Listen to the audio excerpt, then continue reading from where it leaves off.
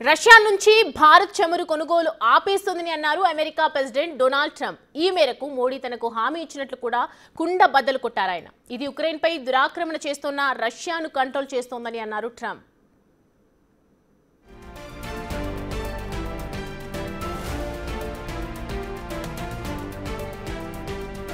Oval ఆఫీసులో మీడియాతో మాట్లాడిన ట్రంప్, మోడీ తనకు బెస్ట్ ఫ్రెండ్ అని, తమ మధ్య బలమైన అనుబంధం ఉందని, రష్యా నుంచి భారత్ ఇంధనం కొనుగోవడం తనకు ఎంత మాత్రం ఇష్టం లేదని, ఉక్రెయిన్పై యుద్ధం కొనసాగించేందుకు ఇదొక వనరుగా ఉపయోగపడుతున్నట్లు చెప్పారు ట్రంప్. ఓవరాల్గా చూస్తే రష్యా నుంచి భారత్ చమురు కొనబోదని మోడీ హామీ ఇచ్చినట్లు తేల్చి చెప్పారు అమెరికా ప్రెసిడెంట్.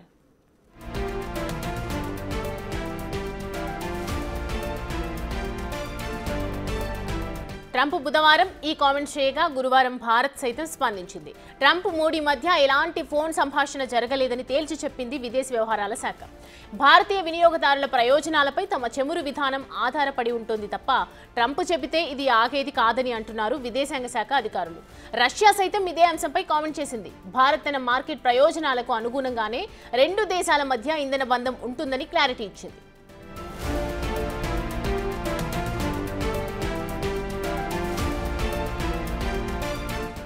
ఇదే అంశంపై కాంగ్రెస్ అగ్రనేత రాహుల్ సైతం కామెంట్ చేశారు. రష్యా నుంచి భారత్ చమురు కొనడం ఆపేస్తుందని ట్రంప్ చేసిన స్టేట్మెంట్లు చూస్తుంటే మోడీకి అమెరికా అధ్యక్షుడంటే భయమని అన్నారు. భారత్కి సంబంధించిన నిర్ణయాధికారం ట్రంప్కి మోడీ దారదత్తం చేసినట్లు కనిపిస్తోందని ఆరోపించారు రాహుల్ గాంధీ.